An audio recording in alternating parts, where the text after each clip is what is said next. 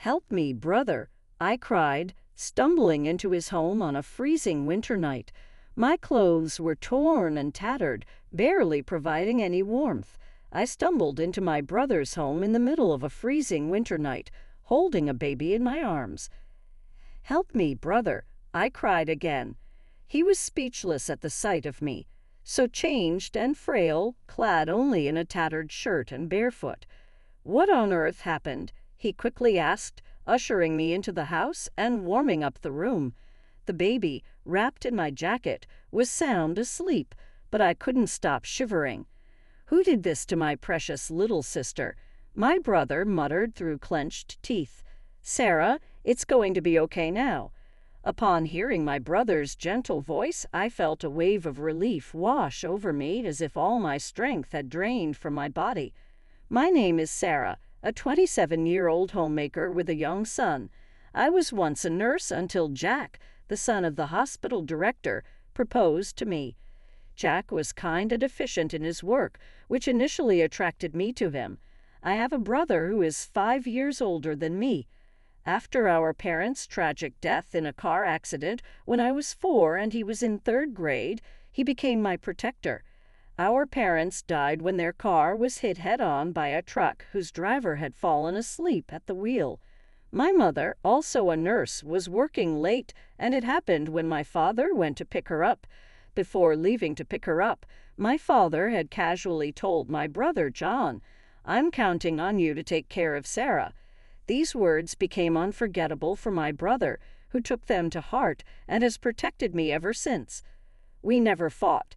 He has always been like a superhero to me. After the accident, it seemed my brother and I would be sent to separate foster homes. However, our paternal grandparents, who we hadn't interacted with much until then, took us in. When I first met our grandfather, his white hair and bushy beard made him look like a storybook Santa Claus. Seeing John, he muttered, 'You're the spitting image of your father,' and I believe I saw tears in his eyes. Our grandmother was a kind woman who hugged me tightly and said, 'Poor child.' Later, I learned that our father had fallen out with our grandfather, leaving home and what amounted to running away. Our grandfather wanted him to continue the family business, but our father wanted his freedom. Neither would yield, and they ended up parting on bad terms. John and I moved to our grandparents' house nestled in the rural mountains. Our grandfather, a renowned potter, created works so famous that a single teacup could sell for thousands of dollars. Thanks to this, John and I grew up without financial difficulties. Our grandfather was stubborn, hated dishonesty, and dedicated himself completely to his work, while our grandmother was incredibly kind. Despite our parents no longer being with us, under our grandparents' watchful eyes, we grew up happily. John attended a prestigious university in the city, and I went to nursing school. We both had the chance to follow our dreams. However, when our grandmother's health deteriorated, John returned home from the city. I wanted to return home too, but as I was still a student, John advised against it. John had always been interested in our grandfather's work, but was firmly told to follow his own path by attending university. Our grandfather regretted forcing our deceased father to continue the family business and didn't want his grandchildren to go through the same ordeal. However, John insisted on being taught pottery by our grandfather. He had always been handy, making pottery a good fit for him. Besides, John excelled at everything: academics, sports, and he was popular among his friends. He was truly a superhero, taking care of our sick grandmother while mastering the art of pottery. While John was learning the trade from our grandfather, I graduated from nursing school and started working as a nurse. That's when Jack proposed, and we got married. We had a grand wedding, and what I remember most are the joyous smiles of John and our grandfather. John brought pictures of our parents to the wedding. "We all just want you to be happy, Sarah, including Mom and Dad," he said, shedding tears openly.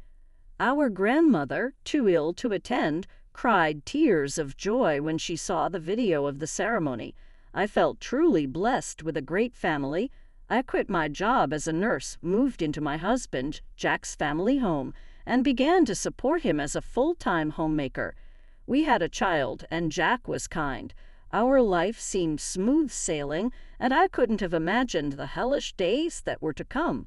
Not long after, my grandmother passed away. Jack attended the funeral with me and comforted me. My grandfather's disappointment was so severe that I couldn't even speak to him. John, while supporting our grandfather, immersed himself more and more into his pottery. 6 months passed. "Help me, brother," I cried as I fled to my brother's place in the middle of a freezing winter night, wearing ragged clothes and holding a baby in my arms. John was at a loss for words upon seeing my drastically changed appearance. I was so skinny and weak, just wearing a thin tattered shirt and barefoot. "What on earth happened?" he asked, quickly letting me in and warming up the room. The baby, wrapped in my coat, was sound asleep, but I couldn't stop shivering. "Who did this to my dear sister?" John murmured through clenched teeth. I felt a wave of relief wash over me as if all strength had left my body. I didn't want to worry John or our grandfather, but I had no choice but to tell them. I began to recount the events at my in-laws' house. Jack and I had been living together, but due to my in-laws' concern that I should rest during and after pregnancy, we moved into their house. My in-laws, both remarried, seemed like a genuinely close family. Jack was the stepson of my mother-in-law. I was happy that my child and I could become part of this family. My father-in-law was kind to me, telling me to make myself at home. Having no father, his kindness was precious to me. However, my mother-in-law seemed not to like this. "You're flirting with my husband, aren't you, you disgusting woman?" she began to say. She started harassing me when my father-in-law was not around. "You're an uneducated child with no parents," she taunted. She not only verbally abused me, but also caused physical harm. She spilled boiling water towards me, planted pins in my meals, and even tried to push me down the stairs. It was life-threatening. My mother-in-law's family had a long-standing reputation in the retail business, managing a major department store chain run by her brother. "Your background is miles apart from mine. You can't blend with someone who grew up in poverty," she said, looking down on me. Then a situation arose that added to my troubles. Due to a shortage of staff at the hospital, a former nurse was often called in to help, working alongside my husband, Jack. During this time, I noticed something unsettling. Jack, being the son of the hospital director, was often seen reprimanding the nurses unreasonably. "Move quicker. You're a nurse getting paid, aren't you? Don't slack off just because my father is lenient. Once I take over this hospital, I won't be so forgiving. How many times do I have to tell you to order the supplies in advance? They're not cheap, you know. Don't take running a hospital lightly," he would scold. Such unreasonable remarks were directed at nurses who were working hard for the patients. "Jack, don't you think that's too harsh?" "Everyone here is trying their best," I interjected. He didn't take kindly to this. Furious that I had stood up to him, he flew off the handle in front of the other nurses. Since then, Jack became distant toward me. This might have also been influenced by my mother-in-law, who had been telling Jack from the start, "You're too soft on your wife. She's taking you for granted." While my father-in-law was still well, Jack couldn't be openly hostile or abusive in front of him. But then my father-in-law fell seriously ill and became bedridden. When it rains, it pours. My mother-in-law seized the opportunity and made me take care of all the chores, treating me like a housekeeper. I was extremely busy, carrying my son on my back, cooking, doing laundry, and cleaning. Even in front of my father-in-law, my mother-in-law began to mistreat me, but my weakened father-in-law was unable to stop her. "Please don't speak to Sarah that way," he would say. "Here you go again, defending that woman, and you can't even do anything with your frail body." "Oh, how I wish you were gone," she would retort, spewing venom at my sick father-in-law. I endured it for the sake of my son and father-in-law. The harassment escalated. Housekeepers don't eat with the family. Eat the leftovers later, she told me. I was so upset that I lost my appetite. When I looked in the mirror, I was shocked to see my gaunt and ragged reflection. My husband said, "I only married you because you were a bit attractive, but I never thought you'd become such a shabby woman. I'm too embarrassed to be seen with you." He told me to move from our bedroom to the storage room. How cruel can people be? My husband and mother-in-law began to verbally abuse even my son. Of course, he's not smart. Look at who his mother is, my mother-in-law would say. His constant crying is annoying. Make him stop right now, my husband would demand. It felt as if something inside me had snapped. I had made up my mind to run away. My only concern was my father-in-law. If I didn't take care of him, who would? He would be in trouble. But my father-in-law said, "Don't worry about me, Sarah. You should escape to your brother's place." He pulled out several hundred bills from under his pillow and pressed them into my hand. I decided to flee on the spot in the clothes I was wearing. I wrapped my son in my coat to keep him warm, rushed outside, hailed a taxi with the money my father-in-law had given me, and headed to my grandfather's house. I poured out the whole story to my grandfather and my brother John all at once. John, with a furious expression I had never seen before, was shaking his clenched fist. He reassured me, saying, "You've had it tough, haven't you? It's okay now, relax." I burst into tears. My grandfather also muttered, "I can't forgive this." A few days later, I left my son with my grandfather and decided to return to my in-laws' house with John to collect my belongings. I had left in a hurry without a word, so I thought it would cause trouble if there was any fuss. When we returned to my in-laws' house, my husband muttered with a cold gaze, "You finally returned, ah?" John calmly replied, "My sister seems very distressed, so we'll be taking care of her for a while. We came today to collect some of her personal belongings." My husband retorted, "I married her, so if she doesn't come back, there will be no one to do the chores. That's a big problem for me." My mother-in-law, looking down on John, said, "I heard you do pottery. It must be a poor life, isn't it?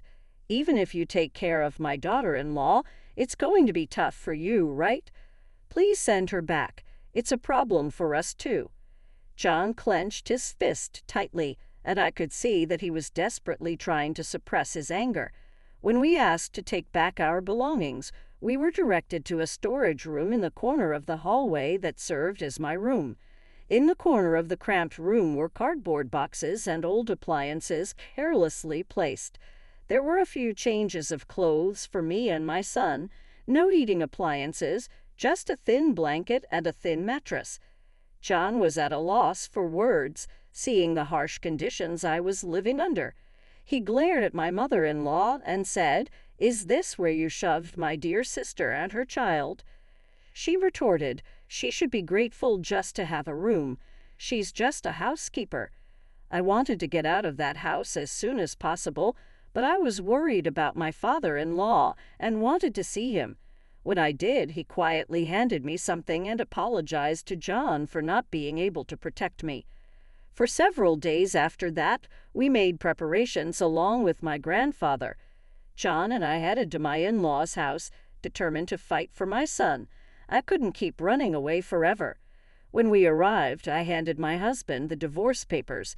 He was taken aback for a moment, but then declared he wouldn't pay alimony or child support since I was choosing to leave.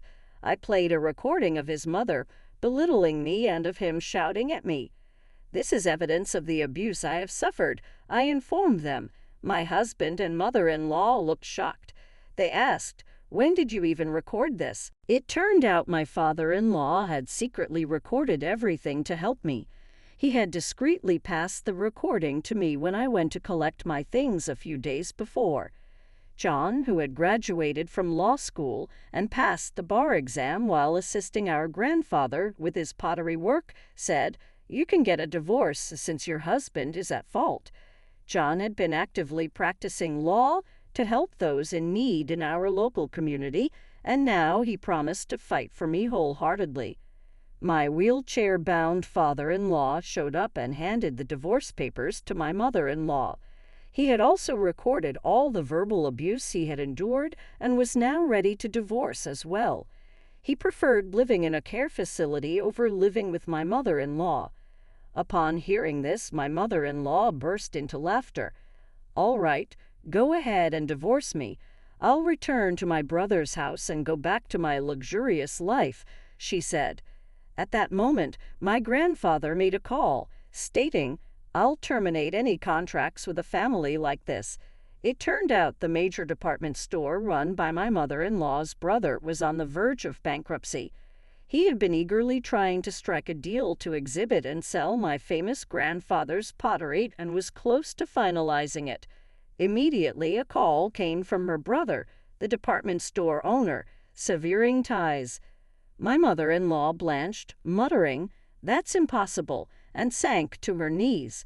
She finally seemed to understand her situation and started to beg, "Please forgive me.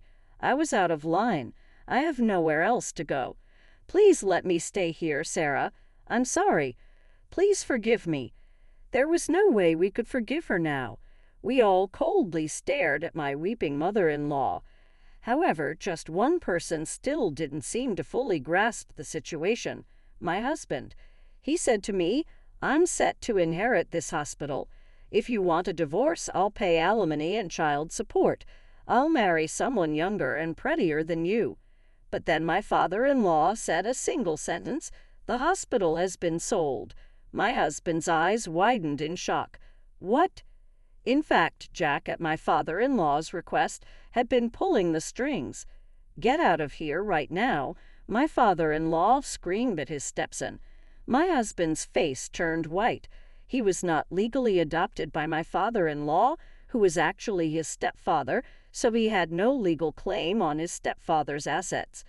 On the contrary, I was legally adopted by my father-in-law, who had taken good care of me. Sensing the tide of events, my husband quickly changed his tune, pleading for a fresh start with me. I coldly dismissed him. Afterwards, my son and I were doted on and enjoyed life at my grandparents' house. He now cried less often and spent his time playing in nature, finding flowers and insects.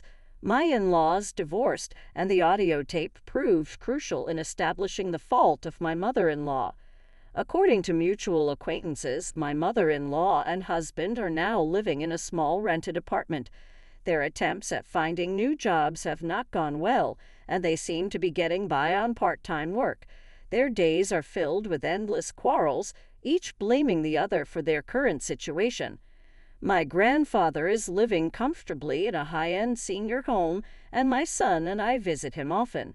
John, as always, continues to work with pottery under my grandfather's guidance.